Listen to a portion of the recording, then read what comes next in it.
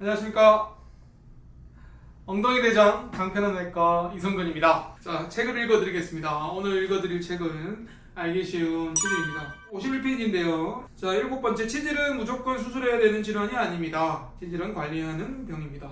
저는 치질은 무조건 수술하는 질병이 아니다라고 말씀드립니다. 그리고 치질은 그냥 둔다고 해서 암이 되지는 않습니다. 치질로 인한 합병증이 없거나 불편하지 않으시면 수술할 필요는 없다고 저는 생각합니다. 사실 이렇게 이야기하면 다른 동료 의사들은 반박할지도 모릅니다. 하지만 적어도 간편한외과에 내원하시는 분들에게 저는 치질은 관리하는 병이다 라고 이야기를 드립니다. 저는 꼭 필요한 경우에만 수술해도 된다고 생각을 합니다. 치질은 관리하는 병이고 누구나 다 있는 병이고 불편하시거나 치질이 심한 경우나 합병증이 생기면 수술을 고려할 수는 있습니다.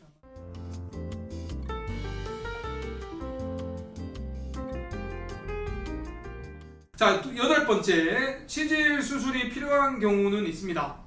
치질에 합병증이 동반되었거나 치질로 인해 매우 불편한 경우입니다. 네. 저도 치질 수술을 합니다. 두 가지 경우에는 하죠. 합병증이 동반되거나 불편해 하시거나.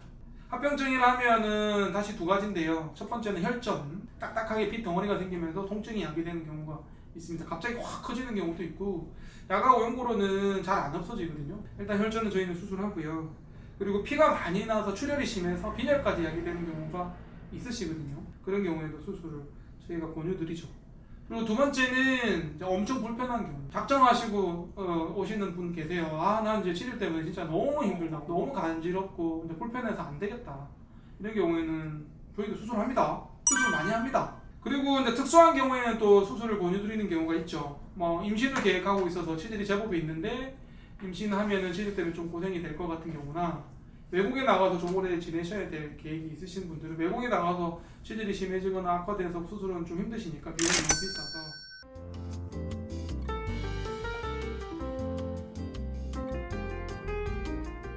자, 9번째네요. 치질 수술 방법은 다양하므로 개인 맞춤형으로 해야 합니다. 자, 치질 수술을 하는 의사마다 방법이 다르다고 해도 과언이 아닙니다.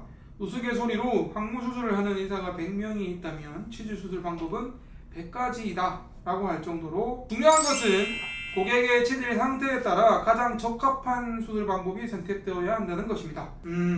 제가 개원한 이유가 사실 여기에 있습니다. 사실 수술 방법을 선택하는 이유가 여러 가지가 있는데 의사의 취향도 있지만 병원의 경영상의 목적도 좀 있거든요.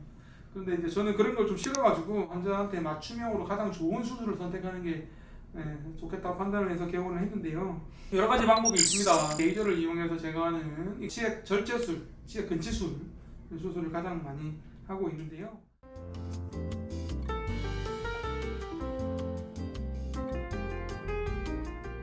자, 10번째네요. 치질 수술 시 저는 관략근 절제를 하지 않습니다. 세부적인 방법에서 가장 큰 차이는 관략근 절제 여부입니다. 저는 치질 수술을 할 때 절대로 관략근을 절제하지 않습니다. 왜냐하면 관략근을 절제를 하게 되면 잘못하면 변실금이 좀 생길 수 있거든요. 그리고 두 번째 이유는 항문 협착이나 치열은 다른 방법으로 해결할 수 있습니다. 예방할 수 있고요. 그래서 제가 이전에 대장부 전문병원에 근무할 때 변실금으로 다른 병원에서 수술하시고 변실금으로 고생하시는 분들을 좀 뵈서 저는 절대 관략근을 제거하지 않습니다.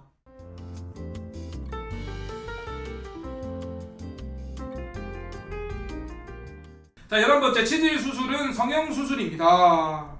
이뻐야 됩니다. 피부골이 생기면 안 되고 끝나고 나서 깔끔해야 됩니다.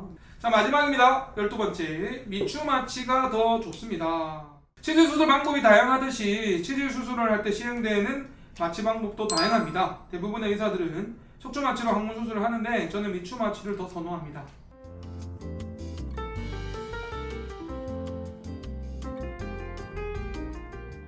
근데 척추마취는 합병증 때문에 굉장히 좀 겁납니다. 척추마취의 합병증은 내척수액이 새면서 생기는 두통, 그리고 소변이 안 나오는 배뇨장애 이런 거죠. 그리고 심장이나 배의 기능이 좀 떨어지는 경우도 있어서 막 6시간 동안 베개도 베면 안 되고 바로 누워 계셔야 되거든요.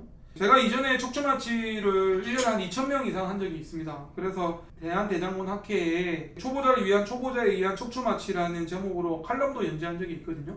미추 마취를 배우고 난 다음부터는 익히고 난 다음부터는 척추 마취를 하지 않습니다.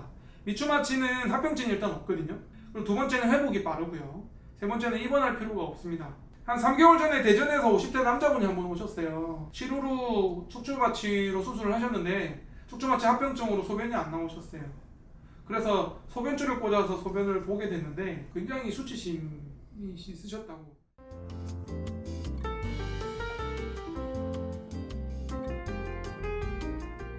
치질 수술을 꼭 해야 되는가, 그리고 이제 웬만하면 안 해도 되지만 해야 되는 경우, 그리고 어떤 방법이 좋은지, 그리고 미추 마취에 대해서 강조를 드렸습니다. 유튜브를 통해서 전국에서 많은 분들이 장편외과에 찾아주셔서 정말 너무 감사드립니다. 이 자리를 빌어 너무 감사드리고요. 장편외과에 못 오시지만 많은 분들께서 이 영상을 보시고 좀 도움이 됐으면 좋겠다는 생각이 들어서, 대신 좀 조심스러운 건요, 저희의 개인적인 생각이라는 겁니다. 좀 그런 조심스러운 부분은 있습니다. 그래서 그냥 저의 개인적인 생각이라고 생각해 주시고요. 장편외과는 이렇게 한다, 이런 개념으로 좀 해주시고요.